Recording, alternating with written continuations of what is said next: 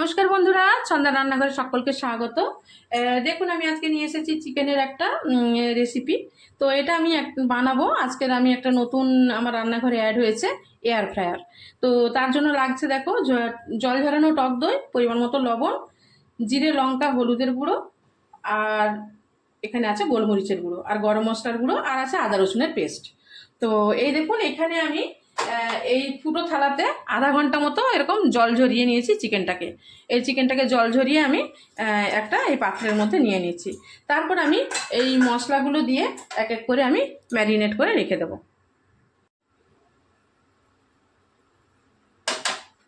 এইগুলো সব পরপর আমি এক এক করে দিয়ে ভালো করে ম্যারিনেট করে 1 ঘন্টা মতো রেখে দেবো।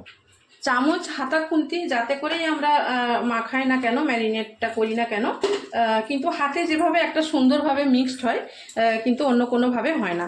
তো চেষ্টা করবেন আপনারা হাতে করেই এটা ম্যারিনেট করে নিতে। দেখুন, এভাবে ম্যারিনেট করে আমি 1 ঘন্টা রেখে দেবো।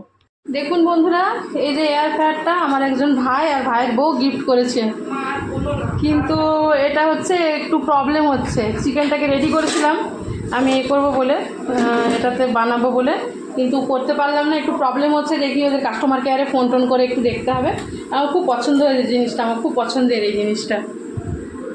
এখন দেখুন, শেষমেশ আমি ওই এয়ার ফ্রায়ারে কিছু করতে পারলাম না।